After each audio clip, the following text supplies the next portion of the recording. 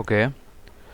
তো তোমরা আসলে অ্যানিমিয়া দেখতে দেখতে বা অ্যানিমিয়ার এই ডিজিজটা তোমাদের আসলে অনেকদিন ধরে পড়া হচ্ছে, কিন্তু কি আর করা যাবে, অ্যানিমিয়া আসলে অনেকগুলো টাইপ। তো আর এটা আসলে জীবন ঘনিষ্ঠ পড়াশোনা অনেকের ক্ষেত্রেই হয়ে থাকে।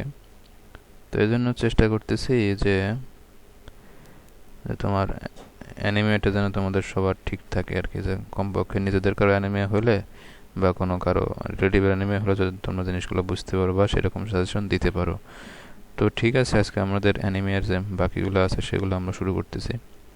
তো এর আগের দিন আমরা অ্যানিমিয়া পড়ছিলাম কোনটা, সিকল সেল অ্যানিমিয়া এবং থ্যালাসেমিয়া, এই দুইটা পড়ছিলাম অ্যানিমিয়ার জন্য। তো আজকে আমাদের যেটা হবে নিউট্রিশন ডেফিসিয়েন্সি অ্যানিমিয়া। তো নিউট্রিশন ডেফিসিয়েন্সি জিনিসটা কি? তো নিউট্রিশন ডেফিসিয়েন্সি বলতে বোঝাচ্ছে যে যখন কোনো কারণে আমাদের ব্লাড সেল তৈরি হয় যেসব ই দ্বারা, নিউট্রিয়েন্ট দ্বারা, তো সেইগুলো যদি আমাদের অনুপস্থিত থাকে তখন তাকে আমরা বলবো নিউট্রিশন ডেফিসিয়েন্সি অ্যানিমিয়া। বুঝছো? তো এখন নিউট্রিশন বলতে এখানে কী কী বোঝানো হচ্ছে, অর্থাৎ সহজ কথায় আরবিসি বা ব্লাড সেল তৈরি করতে যা যা লাগে, তো সেইগুলোর যে কোনো একটা যদি আমাদের অভাব ঘটে বা যে কোনো একটা যদি আমরা না পাই, তাহলে সেক্ষেত্রে আমাদের কী হবে, সেক্ষেত্রে আমাদের নিউট্রিশন ডেফিসিয়েন্সি অ্যানিমিয়াটা ঘটতে পারে। তো এখানে দেখো সংজ্ঞায় কি বলছে, anaemia that occurs due to deficiency of a nutritive substance necessary for erythropoiesis is called nutrition deficiency anaemia. বুঝছো? তো এইখানে সংজ্ঞায় কি বলতেছে যে অ্যানিমিয়া হচ্ছে এমন একটা জায়গা, নিউট্রিশন ডেফিসিয়েন্সি, যে যেখানে আমাদের কিসের অভাবে হবে, যে নিউট্রিটিভ সাবস্টেন্স, অর্থাৎ আমাদের পুষ্টিকর কোনো উপাদান আছে, তো সেটার যদি কোনো অভাব ঘটে তাহলে সেক্ষেত্রে আমাদের এবং যার ফলে এরাথ্রোপয়েসিসের সমস্যা হবে, অর্থাৎ রেড ব্লাড সেল তৈরি করতে ঝামেলা হবে, সেটাকে আমরা বলতেছি তোমার নিউট্রিশন ডেফিসিয়েন্সি অ্যানিমিয়া। বুঝছো? তো এটা হচ্ছে নিউট্রিশন ডেফিসিয়েন্সি অ্যানিমিয়ার জিনিসটা। তো এখন এই ফাঁকে একটা অফ দ্য টপিক কথা বলে রাখি, সেটা কি, সেটা হচ্ছে আজ সকালে একটা খুব ভালো সংবাদ পেলাম আর কি।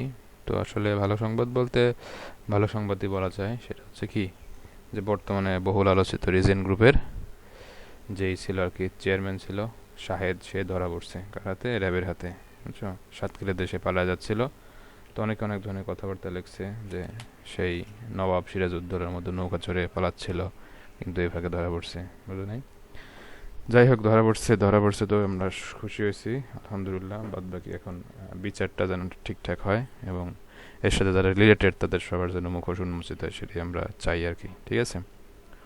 তো যাই হোক, এখন আমরা অ্যানিমেতে আসি। দেখো, the substances which are necessary for erythropoiesis. আচ্ছা, এরাথ্রোপয়েসিস বা রেড ব্লাড সেল তৈরির জন্য কী কী জিনিস দরকার সেইগুলো কী কী আছে দেখো। আর iron, proteins and vitamins like C, বি12 অ্যান্ড ফলিক অ্যাসিড। তো কী কী জিনিস লাগে, মেইনলি লাগে হচ্ছে আয়রন। ঠিক আছে? আয়রনের গুরুত্ব সম্পর্কে এর আগের ক্লাসে বলছে, আজকে আরও ডিটেলস বলবো, সমস্যা নাই। আয়রন, এরপর হচ্ছে প্রোটিনসের মধ্যে মেইনলি কোনটা, গ্লোবিন প্রোটিন সেটা, এবং কিছু ভিটামিন লাগে যারা কোএনজাইম হিসেবে কাজ করবে। বুঝছো? তো এই জিনিসগুলোর মধ্যে কী কী আছে, ভিটামিন সি, বি12 এবং ফলিক অ্যাসিড। বি12 এর যে কেমিক্যাল নেম সেটা কি, বি12 এর কেমিক্যাল নেমটা হচ্ছে তোমার হচ্ছে কি বলো ওটাকে, সায়ানোকোবালামিন। বুঝছো? এটা হচ্ছে বি12 এর কেমিক্যাল নেম। আর ফলিক অ্যাসিড যেটা, সেটা হচ্ছে তোমার হচ্ছে বি9 বলা হয় এটাকে আর কি। বুঝছো? ফলিক অ্যাসিড বলা হয় বি9 কে। ওকে। এরপরে দেখো, the types of nutrition deficiency anaemia are, তো কী কী টাইপসের নিউট্রিশন ডেফিসিয়েন্সি অ্যানিমিয়া ঘটে থাকে সেইগুলো আমরা একটু দেখব। নাম্বার এ, প্রথম নাম্বারটা হচ্ছে কি দেখো, আয়রন ডেফিসিয়েন্সি অ্যানিমিয়া। বুঝছো? আমরা ফার্স্টে কি বললাম, যে আমাদের আয়রন লাগে, প্রোটিন লাগে। যেহেতু এখানে আয়রনটা লাগে, সুতরাং আয়রনের অভাব হলে কি ঘটবে, আয়রন ডেফিসিয়েন্সি অ্যানিমিয়া ঘটবে, সহজ কথা। বুঝছো? এরপরে দেখো, প্রোটিন ডেফিসিয়েন্সি অ্যানিমিয়া, যেহেতু প্রোটিন লাগবে, তো প্রোটিনের অভাব হলে প্রোটিন ডেফিসিয়েন্সি অ্যানিমিয়া। বুঝছো? এরপরে হচ্ছে পারনিশাস অ্যানিমিয়া আর অ্যাডিসন্স অ্যানিমিয়া, এখানে আরও কিছু ধরনের অভাব ঘটবে যেগুলোর কারণে আমাদের এই অ্যানিমিয়াটা হবে। এরপর হচ্ছে ম্যাগালোব্লাস্টিক অ্যানিমিয়া, সেটার ক্ষেত্রেও আমরা ডিটেলস যখন পড়বো তখন বুঝতে পারবো কী কী জিনিসের এখানে অভাব ঘটতেছে। বুঝছো? তো এই জিনিসটা হচ্ছে মোটামুটি অ্যানিমিয়ার জিনিসগুলা। ঠিক আছে? এখন আমরা এই জিনিসগুলার আমরা ডিটেলস পড়বো।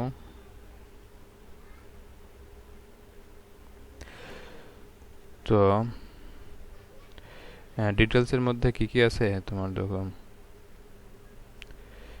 যে প্রত্যেকটার ক্ষেত্রে যে রোগটা কী জন্য হচ্ছে এবং কী কী সিমটম মোটামুটি সবগুলোই একই রকম।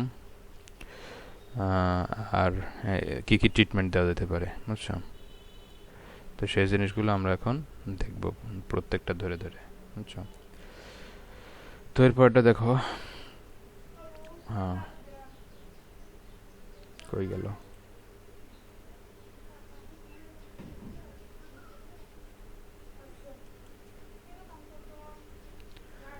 Iron deficiency anaemia.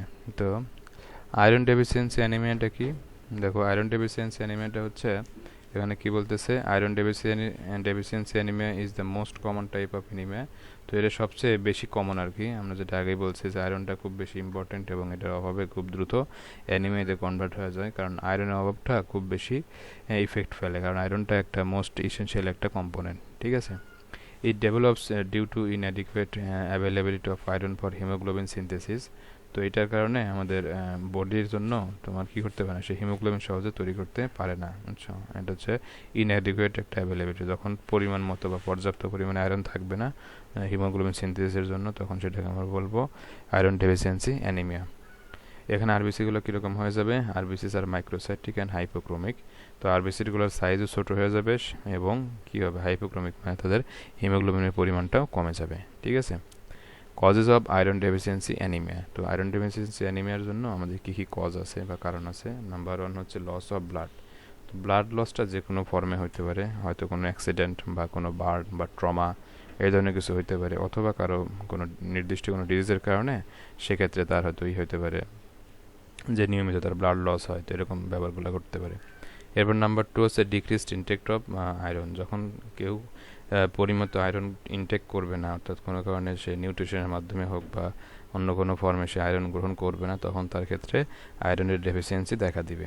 এরপরে নাম্বার 3 বলছে পুর absorption of iron from intestine. অর্থাৎ সে আয়রনটা ঠিক মতো নিচ্ছে, কিন্তু কোনো কারণে ইন্টেস্টাইন থেকে বা আমাদের যে আছে আর কি, জিআই ট্র্যাক্ট আছে, সেখান থেকে এটা কি হচ্ছে না, অ্যাবজর্ব হচ্ছে না বডিতে বা ব্লাডে যাচ্ছে না।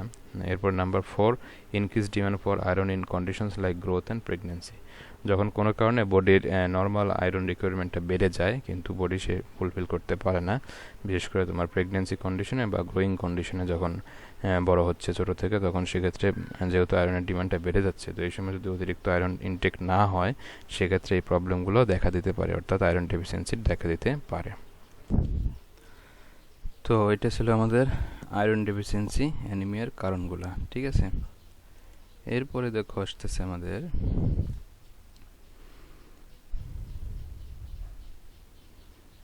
পরের স্লাইডে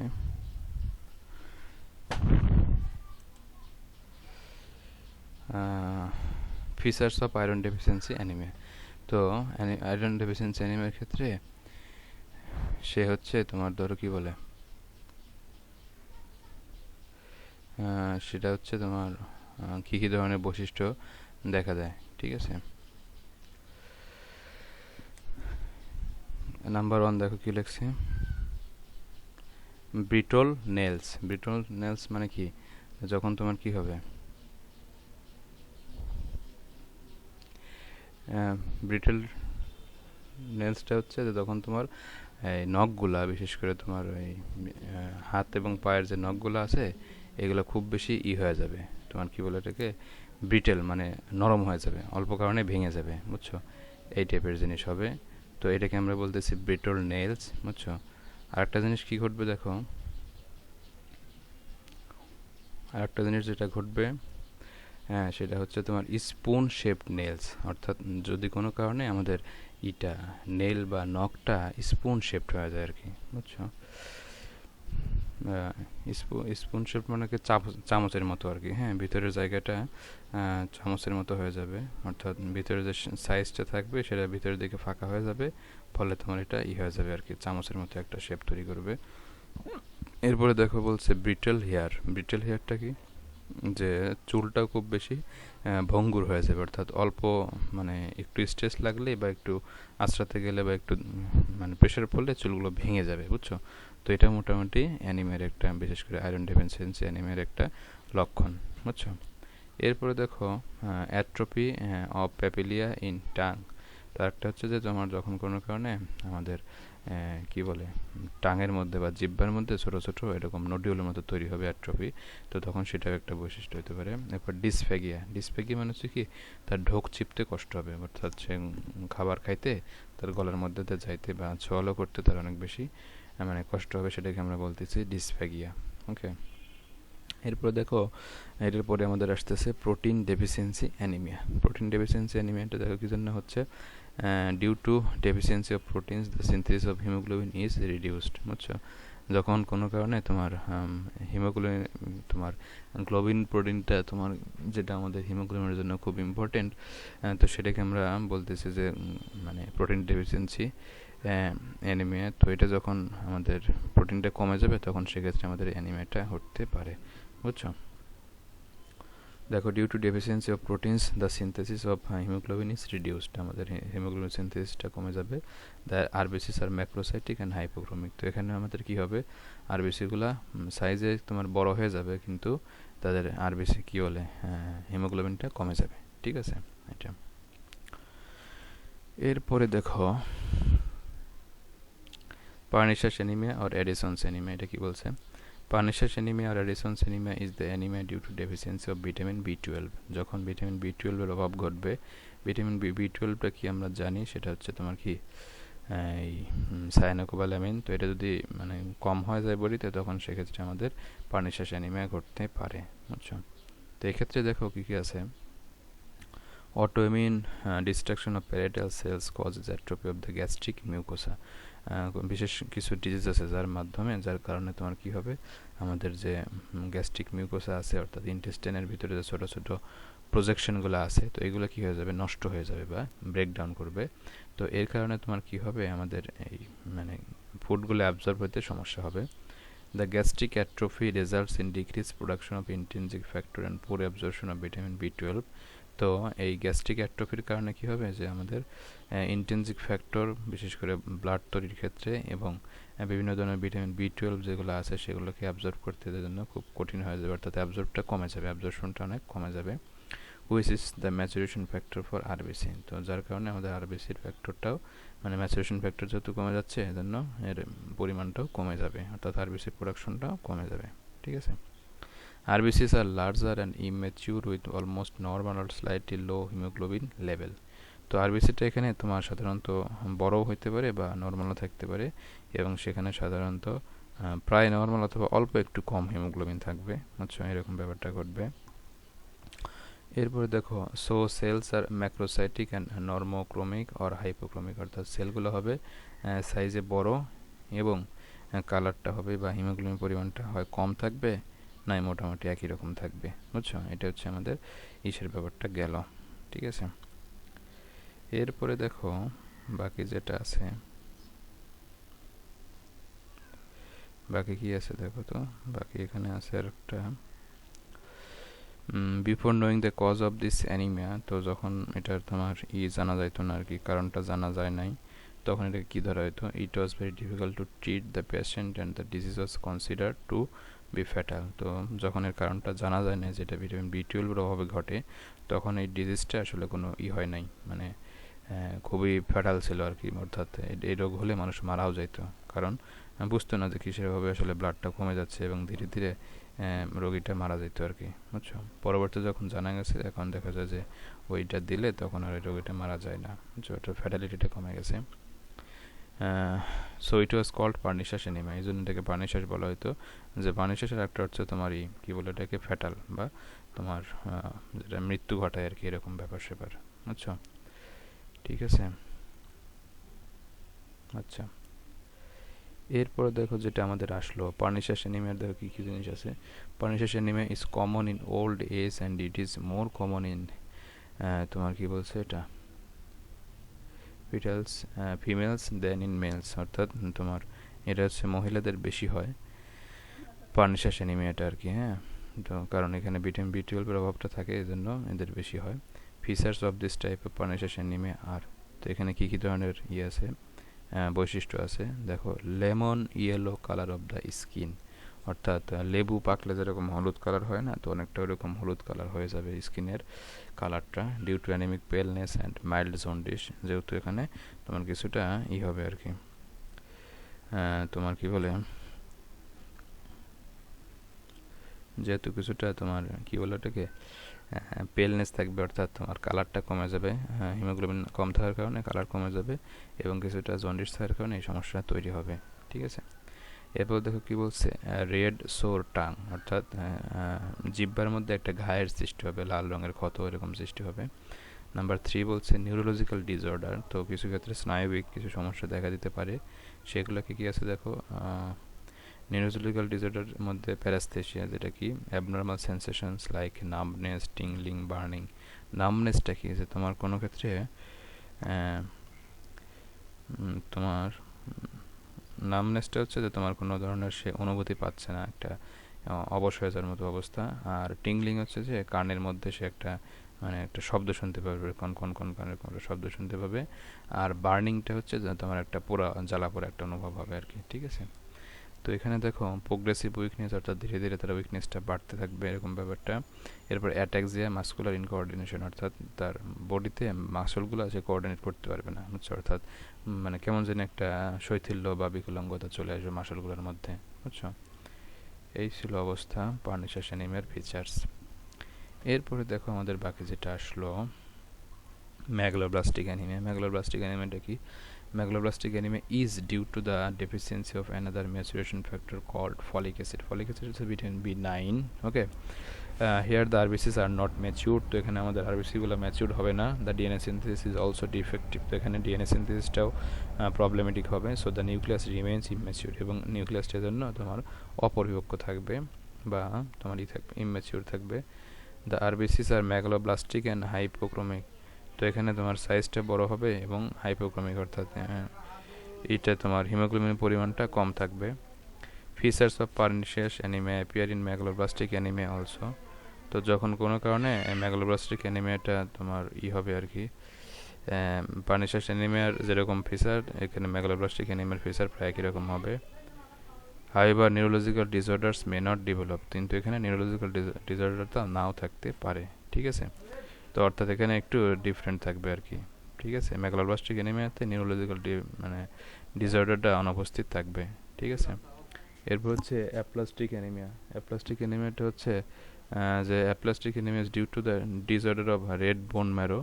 তো যখন কোনো কারণে আমাদের রেড বোন ম্যারোতে কোনো ধরনের হবে, ডিসঅর্ডার হবে, তখন সেটাকে আমরা বলবো অ্যাপ্লাস্টিক অ্যানিমিয়া, অর্থাৎ আমাদের বোন ম্যারোতে প্রবলেম হচ্ছে, তখন সেটাকে আমরা বলতেছি অ্যাপ্লাস্টিক অ্যানিমিয়া।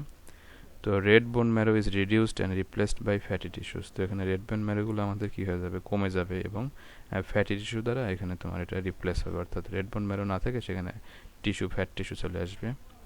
বোন marrow disorder occurs in the following conditions. তো কী ধরনের কন্ডিশনে তোমার এখানে হইতে পারে দেখো, রিপিটেড এক্সপোজার টু এক্সরে আর গামা রে রেডিয়েশন, তো খুব বেশি পরিমাণ যখন এক্সরে বা গামা রে রেডিয়েশনের আন্ডারে যাবে। প্রেজেন্স অফ ব্যাকটেরিয়াল টক্সিন, যখন কোনো ব্যাকটেরিয়াল টক্সিন থাকবে, অথবা কুইনিন, গোল্ড সল্টস, বেনজিন, জেডিয়াম এটসেট্রা, তো এই জিনিসগুলো থাকবে, তখন সেক্ষেত্রে এই অ্যাপ্লাস্টিক অ্যানিমিয়া হতে পারে। টিউবারকিউলোসিস এই ডিজিজ হলে পারে।